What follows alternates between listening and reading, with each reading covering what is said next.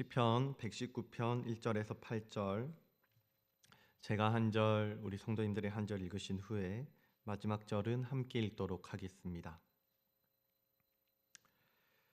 행위가 온전하여 여호와의 율법을 따라 행하는 자들은 복이 있음이요 여호와의 증거들을 지키고 전심으로 여호와를 구하는 자는 복이 있도다.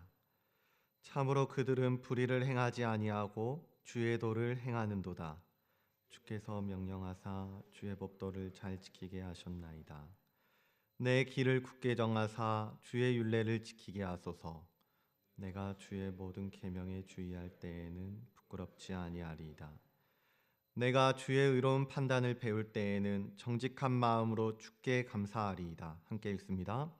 내가 주의 율례들을 지키리오니 나를 아주 버리지 마옵소서. 아멘.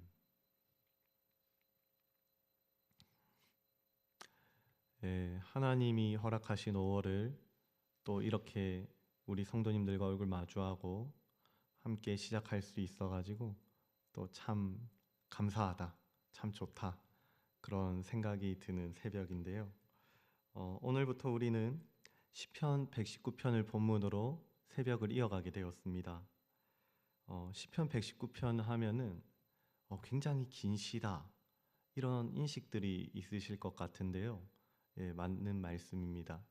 이 시편 172편은 시편 119편은 총 172절로 이루어져 있는 굉장히 긴 시입니다.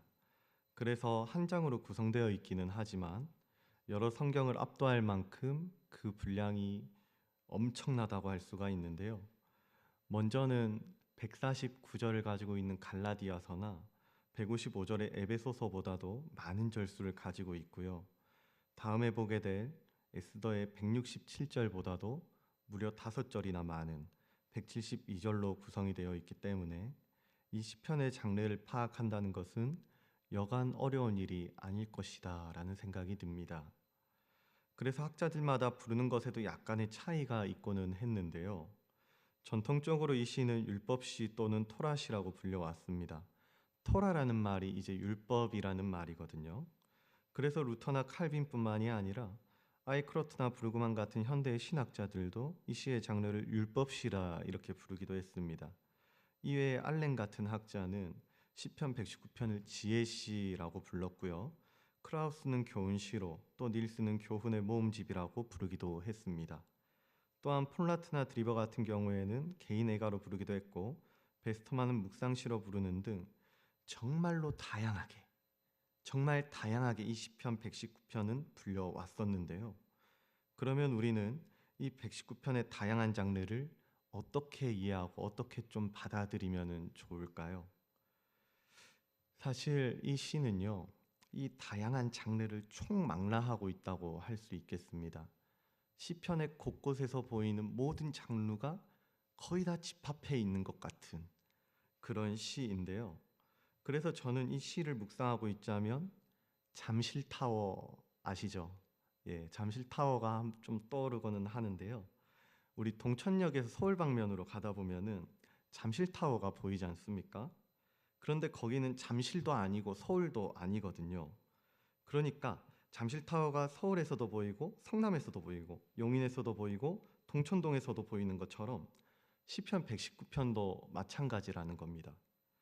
이 시편은 지혜의 땅에서도 보이고요. 율법시나 교훈시의 땅을 밟고 있어도 볼 수가 있습니다. 그런 초고층 빌딩이라는 거죠. 그래서 김정우는 시편 119편을 보고 이렇게 얘기합니다. 시편의 스카이라인을 압도하는 초고층 빌딩 같은 119편은 시편의 어느 곳에서나 볼 수 있으며 중요한 지점마다 이어져서 시편 전체를 관통하고 있다. 본 시편은 동서고금의 시들에서 유래를 찾아볼 수 없이 길며 성경 전체에서도 최고봉을 자랑하고 있다. 이리하여 본 시편은 유대교와 기독교 역사에서 가장 애송되는 시로 손꼽히게 되었다. 그렇기 때문에 우리는 이 시를 묵상하는 동안에 어느 한 부분에 너무 지나치게 집중을 해서 시가 주는 은혜를 제한하고 축소하기보다는 때로는 지혜와 교훈으로, 때로는 하나님의 말씀과 율법의 준엄함으로, 또 때로는 고상한 사랑의 노래로 하나님이 예비하신 풍성한 지혜의 은혜를 잘 음미할 수 있어야 될 것 같습니다. 그래서 저는 그 시작으로 먼저 1에서 8절을 한번 묵상해 보려고 하는데요. 이 시편의 포문을 열 때 율법시라는 장르에 한번 초점을 맞춰서 묵상해 보려고 합니다. 부디 이 시간에 주님이 주신 은혜 가운데 우리의 영혼이 촉촉히 그렇게 적셔져 가기를 바라고요. 그리고 더 나아가서 나의 인생이 이 하나님의 말씀과 정말로 관계가 있고 또 친밀해질 수 있는 은혜 또한 찾아낼 수 있길 바라는 마음으로 이 말씀을 한번 나눠보도록 하겠습니다. 먼저 1에서 8절을 쭉 한번 보시면은 놀랍게도요, 이 시를 율법시라고 부를 수밖에 없는 타당한 이유가 등장하고 있습니다.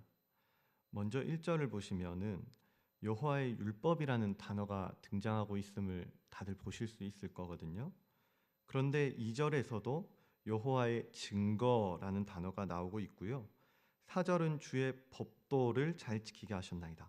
5절도 주의 율례를 지키게 하소서라고 계속해서 율법과 증거, 법도와 율례 같은 유의어들이 계속해서 반복되고 있음을 볼 수가 있습니다. 실제로 119편에서 율법과 바꿔 쓸 수 있는 단어들이 있는데요. 증거, 법도, 율례, 계명, 약속, 규례, 말씀까지 이렇게 총 7개의 단어들이거든요. 그런데 이 단어들이 정말 거의 매절마다 계속해서 대부분의 구절에 연속적으로 등장하고 있다라는 것입니다. 그러면 우리는 이 시가 말하려는 것이 적어도 여호와의 율법, 하나님의 말씀과 연관이 있을 것이라는 팩트에 기반한 추론을 할 수가 있는 것이겠죠. 뿐만 아니라요, 시의 서문이라고 할 수 있는 1에서 8절도 율법과 말씀에 대해서 언급을 하고 있는데요. 여기서 말씀은 복이랑 연관이 되어 있습니다. 행복이랑 연관이 되어 있어요. 왜냐하면은 시인이 말하는 복은 여호와의 율법을 행하는 자들이 누리는 것이고 여호와의 증거를 지키고 여호와를 구하는 자들에게 주어지는 그러한 것이기 때문입니다. 이러한 말씀은 마치 시편 1편을 떠올리게 하는 것 같기도 한데요. 시편 1편에서 복 있는 사람은 세상의 다른 어떠한 가치를 가리키는 게 아니었습니다. 복 있는 사람, 즉 행복한 사람은 엄청난 재력이 있어가지고 매일같이 그것을 누리는 사람을 말하는 것도 아니었고요. 복잡한 기술이나 탁월한 능력 또는 창의적이고 활동적인 프로그램을 가리키는 것도 아니었습니다. 시편 1편이 말하는 복 있는 사람은요, 마치 시냇가에 심겨진 나무 같아서 시냇가에 말씀 가운데 심겨진 나무 같아서 주야로 그 말씀을 묵상하고 즐거워하는 사람, 그것이 바로 시편이 말하는 복 있는 사람이었거든요. 그런데 시편 119편도 똑같다는 거예요. 119편이 말하고 있는 복 있는 사람도 여호와의 말씀을 행하고 그 말씀을 지키고 그 여호와를 구하는 사람이 바로 복 있는 사람이다 라고 얘기를 하고 있다는 것이죠. 그래서 119편의 1절을 보시면은 여호와의 율법을 따라 행하는 자들은 복이 있으며 라고 율법을 행하는 자들에 대해서 소개를 하고 있는 게 아니겠습니까? 말씀을 신뢰함으로 살아내기 힘쓰고 행하기 위해 발버둥치고 씨름하는 자들에게는 복이 있다라는 것입니다. 그래서 2절도 여호와의 증거들을 지키고라고 되어 있고요. 3절과 4절도 주의 도를 행하는도다. 주의 법도를 지키게 하셨나이다라고 행하고 지키는 것들에 대해서 계속해서 언급하고 있는 것입니다. 그리고 시인은 5절처럼 고백하는 거죠. 내 길을 굳게 정하사 주의 율례를 지키게 하소서. 내 길을 굳게 정하사 주의 율례를 지키게 하소서. 시인은요, 자기가 정한 길을 자기가 걷게 해달라고 그렇게 기도하지 않습니다. 다시요, 시인은요, 자기가 정한 길을 갖다가 걷게 해달라고 그렇게 기도하지를 않습니다. 왜냐하면은 시인은 자기의 능력으로는 율법을 행할 수도 지킬 수도 없고요. 그 가운데는 행복이 없다는 사실을 너무나도 잘 알고 있었기 때문입니다. 그래서 그는 내가 걸어갈 길을 하나님께서 정해달라고, 주님의 말씀대로 걸어갈 힘과 능력을 달라고 그렇게 기도하고 있는 게 아니겠습니까? 예, 그렇습니다. 하나님께 택함받고 하나님을 믿는 크리스천이라 할지라도 하나님의 말씀을 지키고 행한다는 것은 너무나도 어려운 일이 맞습니다. 그래서 우리는 주님이 정해주시고 주님이 지켜주시지 않으면 나는 이 말씀을 행할 수도 없고 지켜낼 수도 없습니다. 그러니 주님, 내 길을 굳게 정하사 주의 말씀대로 주의 율례를 지키게 하여 주시옵소서. 이렇게 또 한 번 구해보는 것이겠죠. 사랑하는 성도님들, 오늘은 저와 우리 성도님들이 이렇게 한번 살아가 보면 어떨까 싶습니다. 내 생각이나 다들 그런 게 있을 거예요. 내 생각대로는 이렇게 가는 게 맞는 것 같은데, 이게 더 내 인생의 행복한 일인 것 같은데, 그래서 이렇게 정해놓고 또 저렇게 정해놓고, 그래서 주님, 이렇게 정한 게 행복인 것 같으니 이 길을 좀 이끌어 인도하여 주시옵소서. 이 길에서 좀 형통할 수 있도록 나의 손을 좀 붙잡아 주시옵소서. 이렇게 내 생각과 내 마음과 내 고집이 다들 있을 것입니다.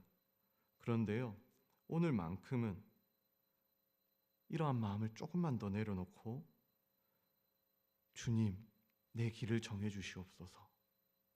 그래서 정해 주신 그 길을 내가 지키게 하여 주시옵소서라고 그렇게 한번 구해봤으면 좋겠습니다. 사랑의 길을 정해 주셨다면 사랑의 길을 걸어가 보는 거고요. 순종의 길을 정해 주셨다면 순종의 길도 걸어가 보는 겁니다.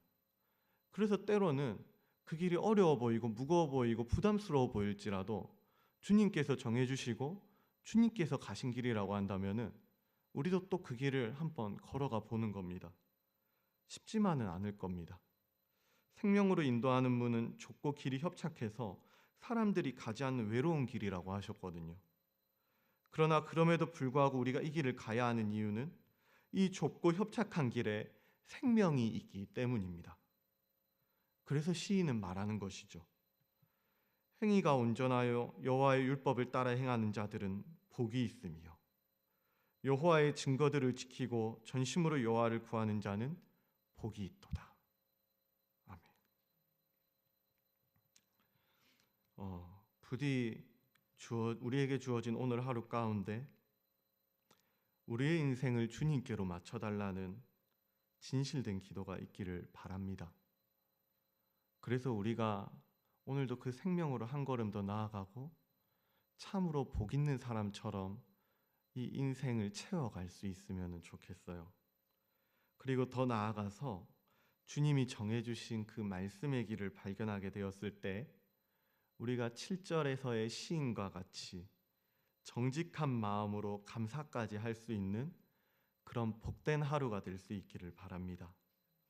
그래서 우리가 살아가는 이 삶의 구석구석에서요, 그 1초, 1분, 그렇게 1시간, 그리고 우리의 하루가요, 주님께 붙들림 받아서 주님의 말씀대로 살아갈 수 있는 그러한 은혜로운 하루가 될 수 있기를 우리 주 예수 그리스도의 이름으로 간절히 소원하고 축복합니다. 기도하겠습니다.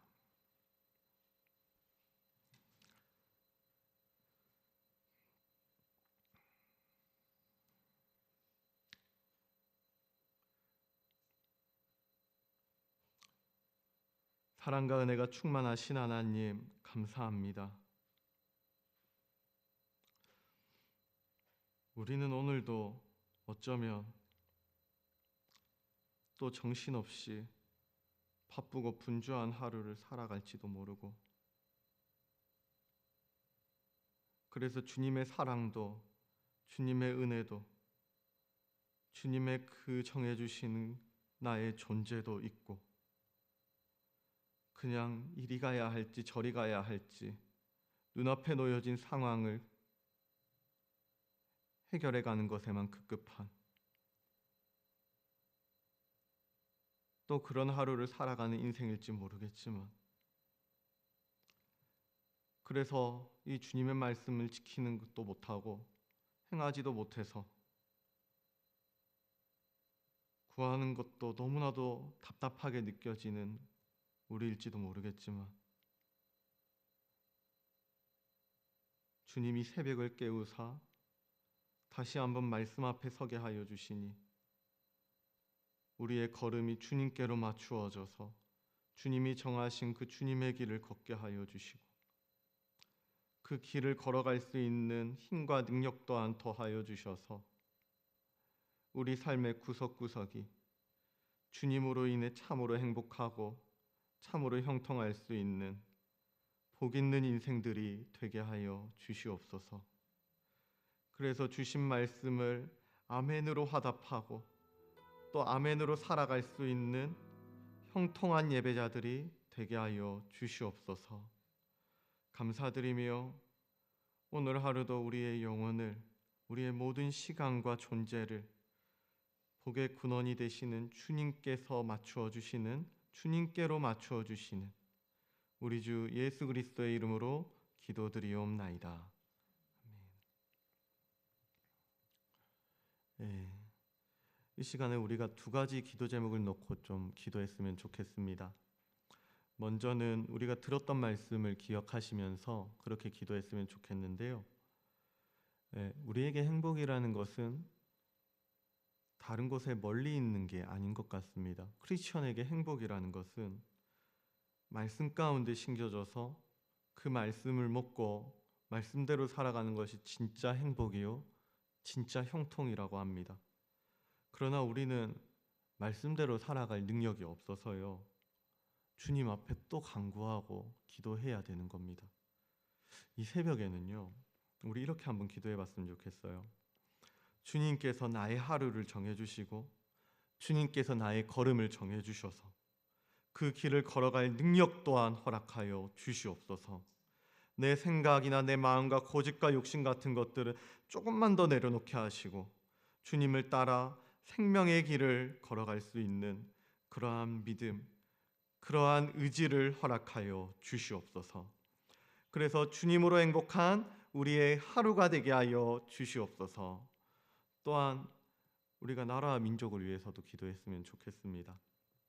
조금 있으면은 나라의 대통령을 뽑는 중요한 선거가 있을 것인데 그 무엇보다도 하나님을 경외하는 하나님의 지도자가 세워지게 하여 주셔서 이 나라가 갈등과 분열, 미움과 다툼을 그치고 사랑과 화합으로 하나 될 수 있는 하나님의 나라가 되게 하여 주시옵소서. 혼탁한 시대 가운데 진리의 말씀을 붙잡고 다시 한번 소망으로 일어나고 회복으로 나아갈 수 있는 주님 그 은혜를 허락하여 주시옵소서. 이렇게 기도하신 후에 가져오신 기도 제목을 가지고 하나님 앞에 함께 기도하며 나아가도록 하겠습니다. 함께 기도하겠습니다. 살아계신 아버지,